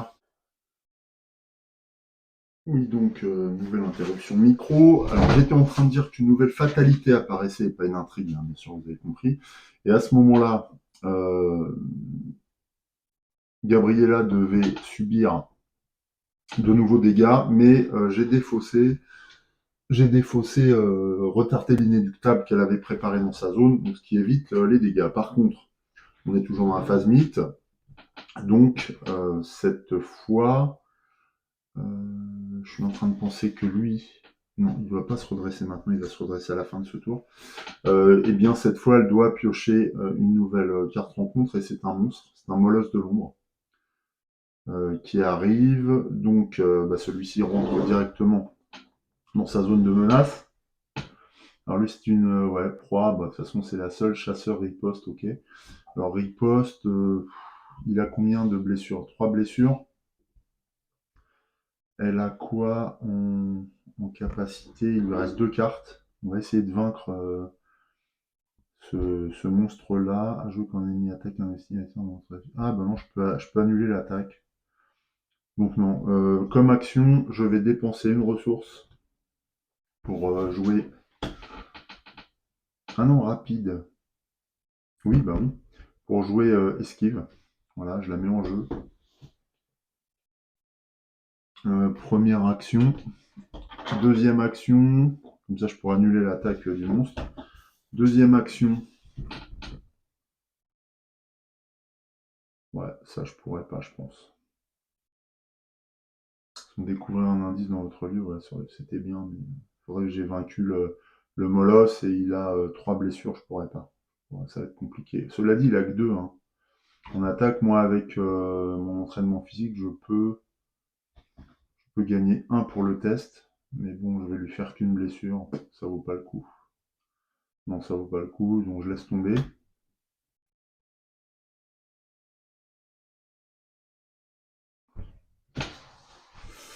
Non, bah voilà, donc deuxième action, elle va prendre une ressource, on jamais, ça peut servir. Et troisième action, elle se déplace, ouais, elle va se déplacer. Histoire de ne pas être engagée par le guetteur quand il va se redresser. Donc elle se déplace de 1, voilà. C'est sa troisième action. Ça met fin à son tour. Bien sûr, phase de monstre, le molosse la poursuit et il va l'attaquer. Donc quand il attaque, il est chasseur, hein, c'est pour ça qu'il la poursuit. Quand il attaque, il inflige une blessure. Il va infliger une blessure au chien, ce qui fait que le chien subit une autre blessure, c'est la deuxième, et ce qui fait que par réaction, le molosse subit à son tour un dégât. Voilà, donc cette fois, la phase monstre est terminée. Ah oui, mais je pouvais esquiver cette attaque. Est-ce que je le fais? Non, je vais la garder. Je pouvais encore tenir. Fin du tour des monstres. On passe à la phase entretien. Donc, je réinitialise les actions. On redresse les cartes. Donc, cette fois, le guetteur spectral, lui, se redresse aussi. Il est ici, donc il ne va pas se déplacer maintenant. Il est chasseur, mais c'est dans la phase monstre qu'il se déplace. Donc, pour l'instant, il reste tel que. Je récupère une ressource.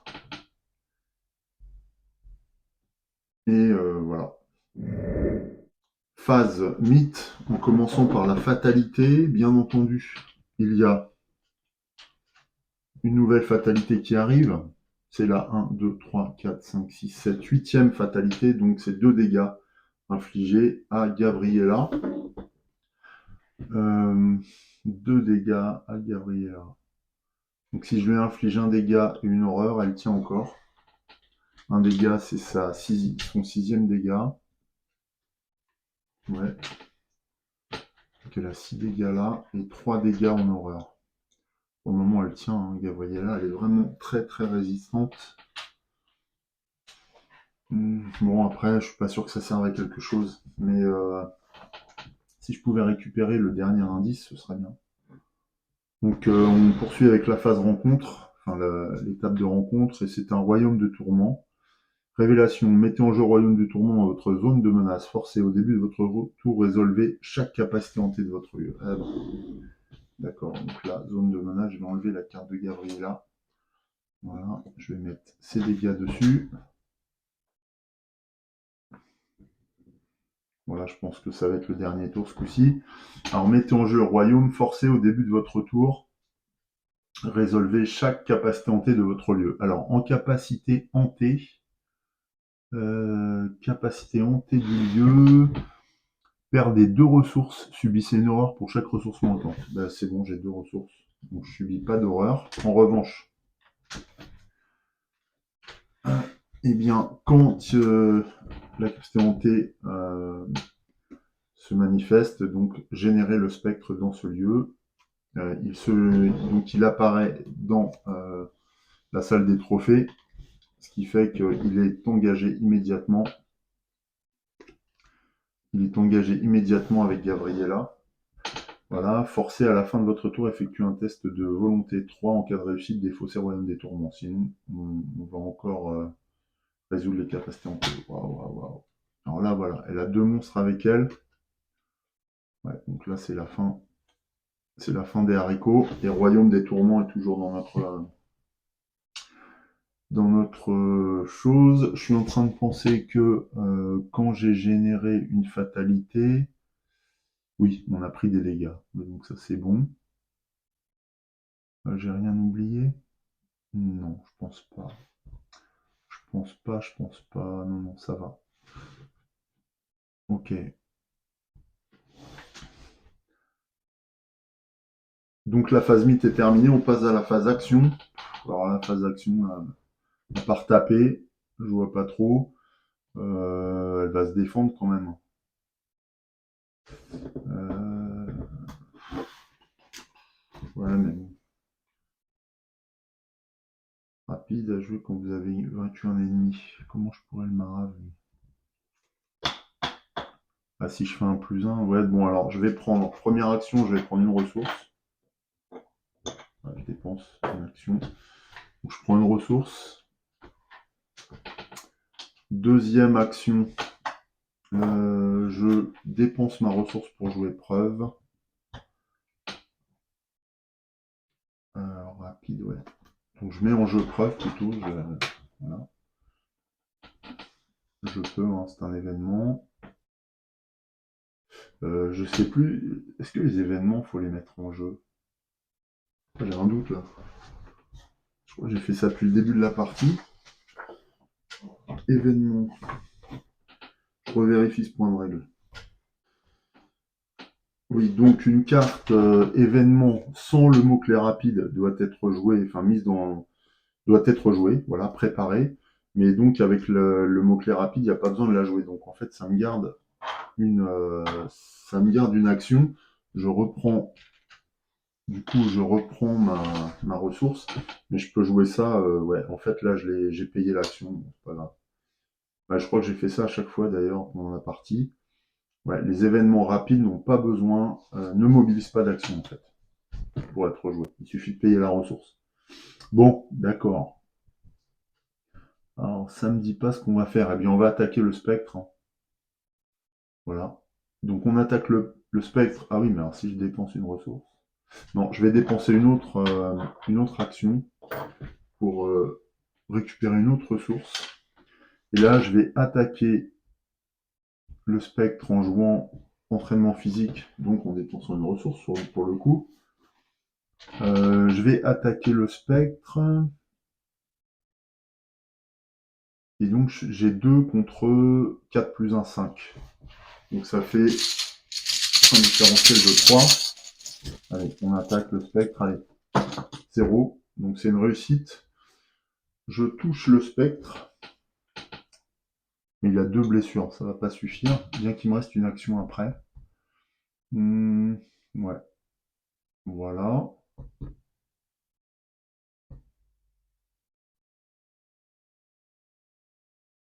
Et il me reste une action. Non, il me reste plus d'action. Je l'ai fait. Non, là c'est terminé. J'ai dépensé ma troisième action. Voilà, rapide, après que vous ayez vaincu un ennemi. Non, je ne l'ai pas vaincu. Voilà, c'est tout. Donc le tour de Gabriella est terminé. On passe à la phase de monstre. Phase de monstre, eh bien, le molosse de l'ombre attaque. Donc il inflige un dégât physique à Gabriella qui en a 6, donc elle va le prendre. Ah non, on va jouer l'esquive. On joue l'esquive. Voilà, donc à jouer quand un ennemi attaque un investigateur, annuler cette attaque. Donc il ne touche pas. Par contre, le spectre attaque, lui. Oh, punaise. Là, je vais faire l'inverse.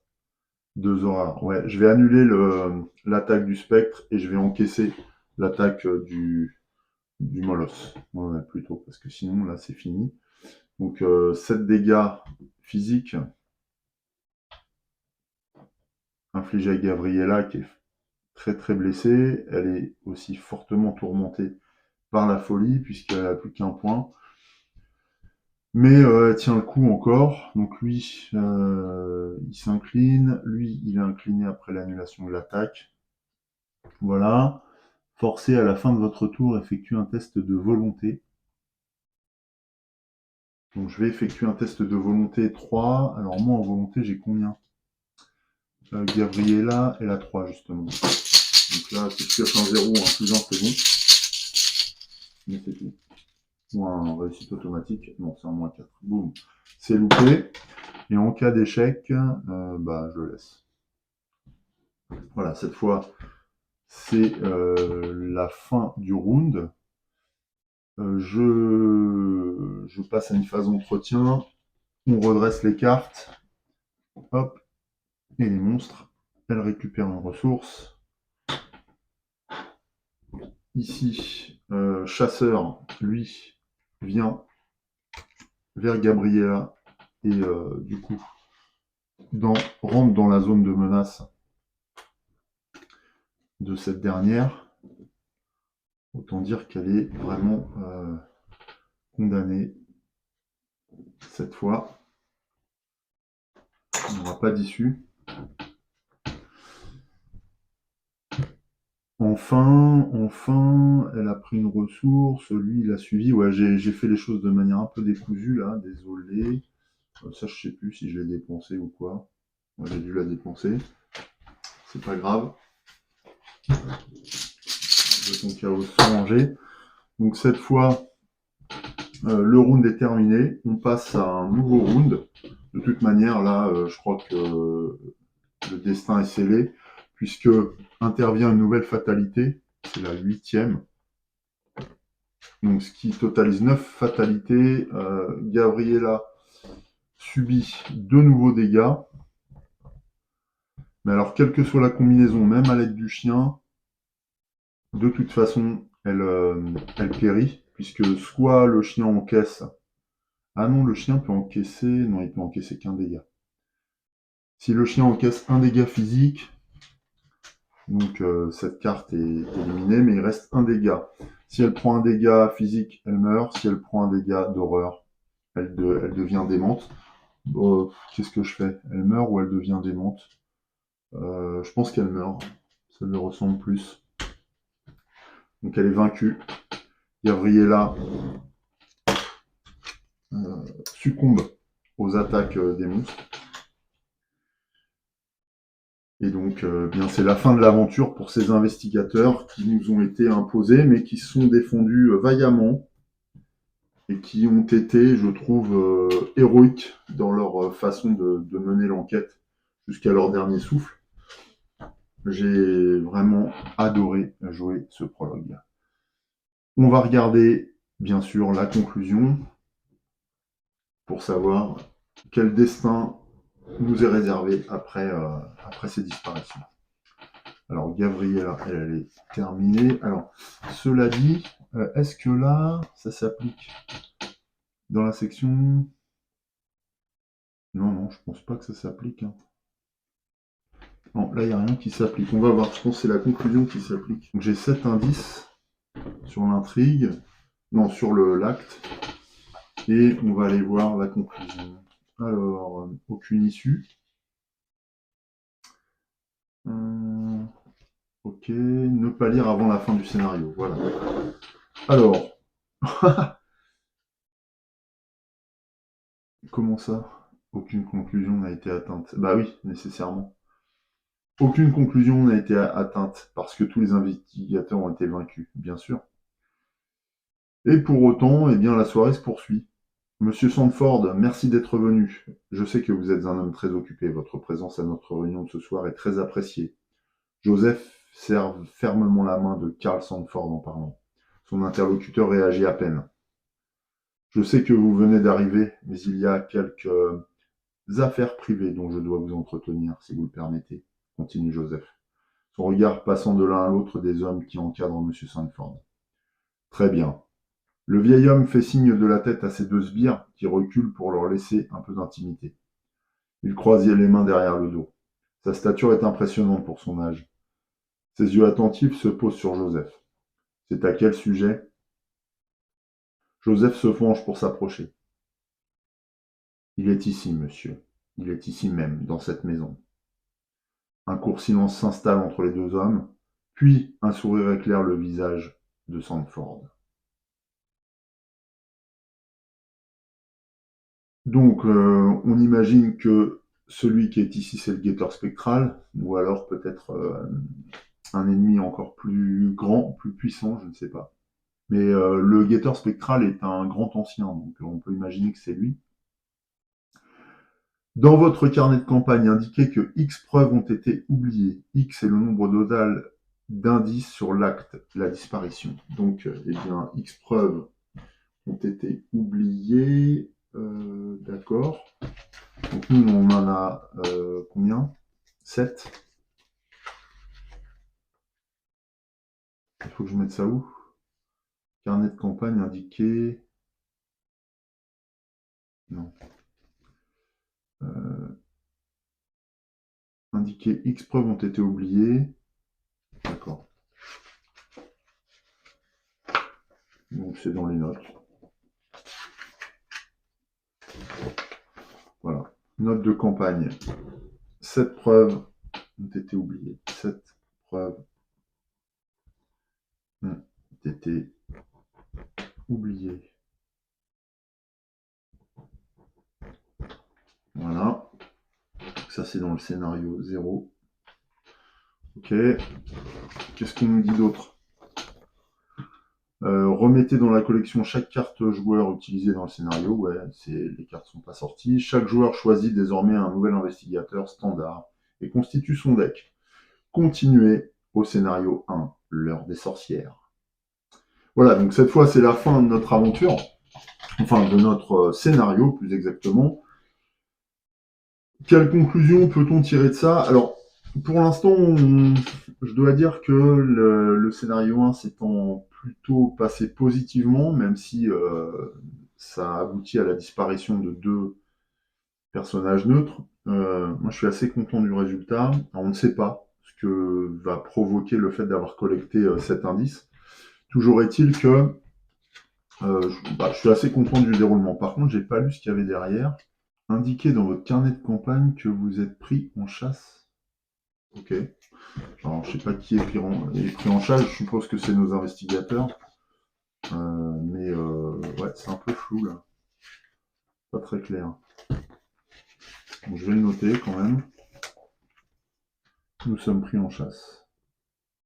Nous sommes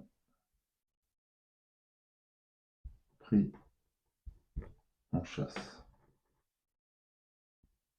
Par le guetteur spectral, j'imagine.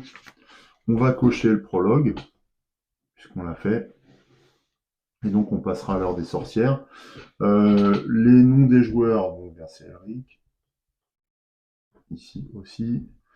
Les investigateurs, alors, pour notre prochaine partie, nous jouerons avec Agnès Baker, la serveuse.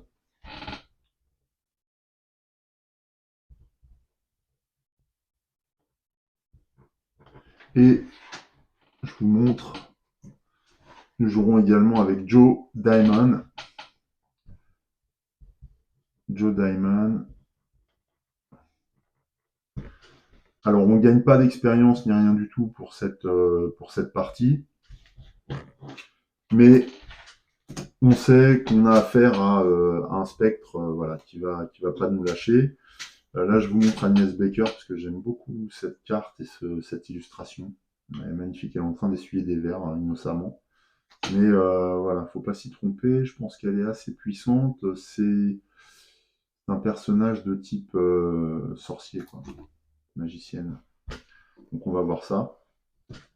Toujours est-il que voilà, ce scénario s'est bien passé malgré l'issue fatale pour nos investigateurs neutres, mais j'espère que ça va être assez positif. En tout cas, je n'ai jamais connu le déroulement du scénario 0 avec autant de succès en termes de collecte d'indices. Et ça ne durait pas aussi longtemps d'ailleurs. Après, là, évidemment, Gabriella n'avait pas une seule chance d'en réchapper hein, quand on voit qu'elle est face aux molosses d'ombre, spectre et guetteur spectral. Donc de toute manière, quelle que soit la façon dont on a pu conduire cette première étape de l'aventure, eh bien, l'issue était dramatique hein, pour les personnages qu'on a choisis. Donc voilà, au moins elle a une mort honorable et on verra si on peut la venger dans le prochain scénario. Donc je vous dis à très bientôt pour la suite de notre campagne du cercle brisé pour Horror Cam JCE. Je vous prépare ça rapidement et puis voilà, on se retrouve pour la suite de ces aventures infernales. En attendant, portez-vous bien, je vous embrasse, salut!